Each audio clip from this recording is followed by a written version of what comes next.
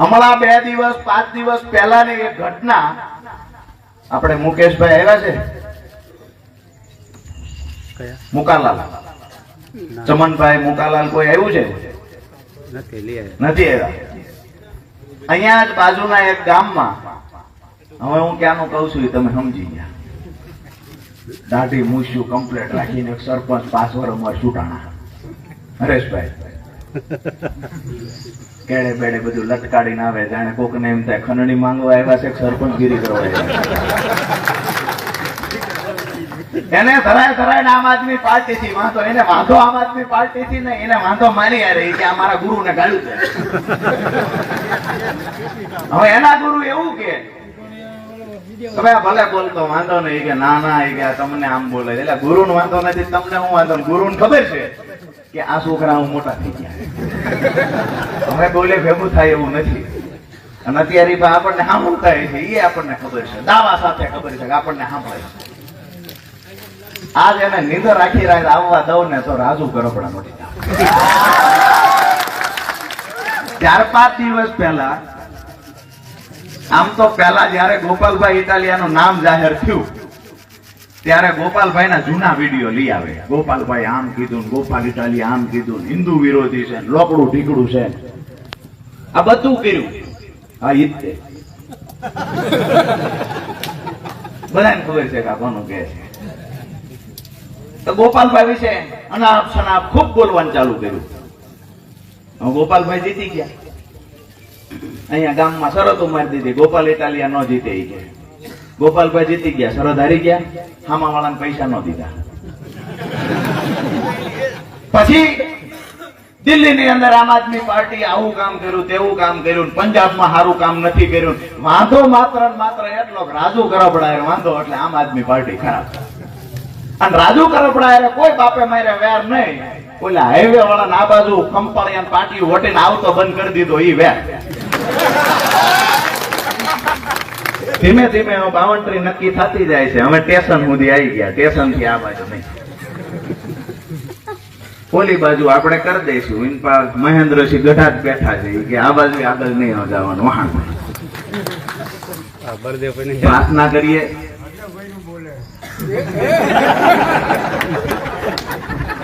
પાછા અવળું ફરીને બોલ્યા, મને ખબર છે તમે જ બોલ્યા.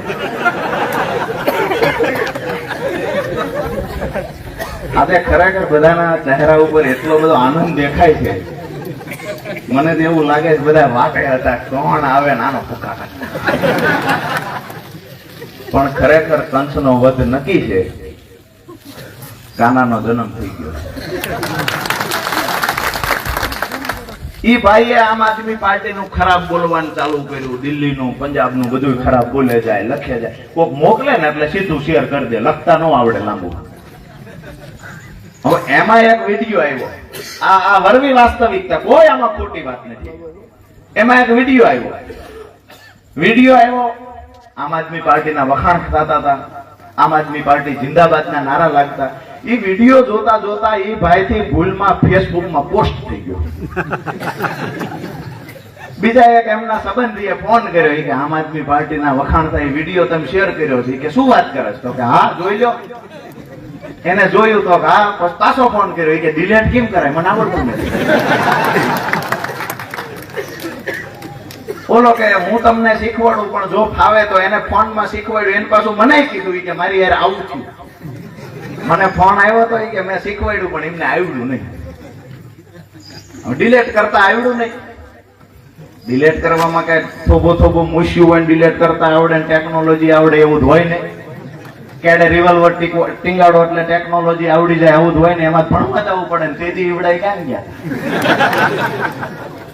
ભાજપના નેતાઓને ભણવાનું નિહાળ્યું ચાલુ હતી, તેથી ઈવડાઈ નવરાય જ નહોતી.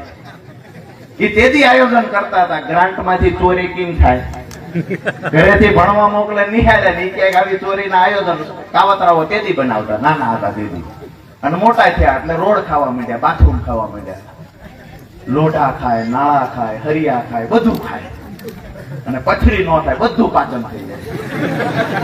ખરેખર તો જાહેરાત આવવી જોઈએ. ઓલા હર્બલ પાવડર ની જાહેરાત અમૃતલાલ આવે છે ને, એમાં હીરો હિરોઈન લાવે ભાઈ પાચન થવા માટે આ પાવડર લ્યો, એટલે ભાઈ ભાજપના નેતાને વયા જાવ એને લોઢાવત પાચન થઈ જાય. 100 કરોડના સુરેન્દ્રનગર જિલ્લામાં 2020-21 માં 100 કરોડના સંડાસ બાથરૂમ ખાઈ ગયા. કોઈ વસ્તુ છોડવામાં નથી. જે હાથમાં એવું નથી, ખાધું નથી કે ગુરુની કૃપા છે, ગુરુએ કીધું બધું ખાઈ જાવ. અને અહીંયા ખાય ગામનું, એમાંથી 10-20% પાછું ત્યાં હાઈવે ઉપર દેવા જવાનું. વાત મુદ્દાની એ છે કે ઓલા ભાઈ થી પોસ્ટ થઈ ગઈ. પોસ્ટ થઈ પછી 2-3 જણાને ફોન કર્યો, નો મેળ પડ્યો. પછી ગામમાં ઊભી બજાર છે, વિડીયો ડિલીટ કરી દો ને. કોઈ કે કીધું કે આપણા ગામ વાળા કિશોર ને આવડે છે, એને ભૂલમાં ફોન આ કિશોર ફોન લગાડીને કે કિશોર બોલો આમ આદમી નો વિડીયો ડિલીટ કરવાનો. આ કે હું તાલુકા પ્રમુખ કિશોર બોલું આમ આદમી પાર્ટીનો. ફોન કાપી નાખ્યો તરત. એ ભાઈ 2-3 કલાક ગોટે ચડ્યા પછી વિડીયો ડિલીટ કર્યો. મને મજા ઈ આવી કે અમારી પાર્ટીનો એક વિડીયો એનામાં શેર થઈ ગયો, એમાં ડિલીટ કરતા તો શીખી ગયા. આ બધા નેતાઓ ભાજપના છે, એના વખાણ થઈ રહ્યા છે. હવે આવનાર સમયમાં એવું સમજે છે, એવું વિચારે છે અમારે તો ગોપાલ ને પાડી દેવો, રાજુ ને પાડી દેવો, બધાનું પૂરું કરી નાખ્યું. હનુમાનજી લંકામાં ગયા ને એ દિવસે રાવણે એવી ભૂલ કરી હતી કે આ વાંદરો છે ને પૂછડું જેગ્યું, પછી હનુમાનજી આખી લંકા જેગી લીધી. આ ભૂલ આજથી 3 વર્ષ પહેલા કરી ચુક્યા છે. હવે આખી ભાજપ જગવાની છે, આખી જગશે. અહીંયા સરાના પાદરમાંથી એક વાતની સ્પષ્ટતા કરી દઉં છું કે ખેડૂતો માટે થઈ અને જ્યારથી હું સમજણો થયો ત્યારથી લડાઈ લડતો આવ્યો છું, જેના તમે બધા સાક્ષી છો. મારે વિશેષ વાત કાંઈ નથી કરવી, પણ આ વિસ્તારમાં સિંચાઈનું પાણી લાવવું ને આ સપનું રાજુ કરપડાએ જોયું હતું. મારા ખેડૂતોને દેણામાંથી બહાર કાઢવા સપનું રાજુ કરપડાએ જોયું હતું. એમાં સ્પીકાય તો બનવો જોઈએ.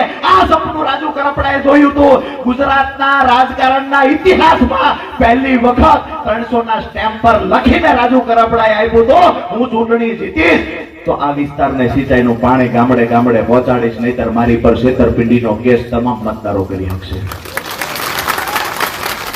હવે ભાજપના અંગૂઠા છાપ નેતાઓને એ ખબર નથી સિંચાઈનું પાણી કેમ આવે. ટીકરનું તળાવ જ્યાં 200 મશીન પેમભાઈ હાલે છે, એ ટીકરના તળાવમાં 12ની લાઈન નાખી. શું કહું, 12ની લાઈન થી ટીકરનું તળાવ ભરાય? આ ખંપાળિયા વડોદરા વાળા બે વાટે છે, ઓલા કે આવી ગયા, પાછા બંબુડા આવ્યા એટલે ફોટા પાડવા વી ગયા બધા.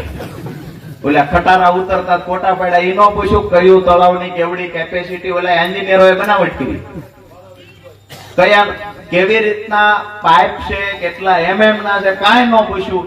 ગુરુએ કીધું ફોટા પડાઈ આવો, બધા આવી ગયા. ખટારો ક્યાં છે તો કે ખંપાળિયા બોર્ડે પડખે ઉભા રહે કે ભાઈ પાડ ફોટો. ભાજપના આદેશથી, આજ્ઞાથી, માન્ય ફલાણા ફલાણા ફલાણા હાઈવે પરના ગુરુના આદેશથી, રજૂઆતથી આ બંબુડા આવી ગયા. આ બંબુડામાં શું પાણી આવશે કે કેમ આ શંકા છે. અમારી લડાઈ છે એ સિંચાઈના પાણી દરેક ખેડૂતના ખેતર સુધી પહોંચે એ લડાઈ છે. અને આપ સૌને આજે હું ખાતરી આપું છું કે તમે ડરમાંથી બહાર આવી અને તમે મારા ખંભે હાથ મૂકવા માટે આજે આવ્યા છો કે રાજુ કરપડા લડાઈ ગમે એવડી લડ, અમે તમારી ભેગા ઉભા છીએ. આજે હું તમને ખાતરી આપું છું કે જ્યાં સુધી આપણા સપના પૂરા નહીં થાય ત્યાં સુધી રાજુ કરપડાની લડાઈ ભાજપ સામે ચાલુ રહેશે.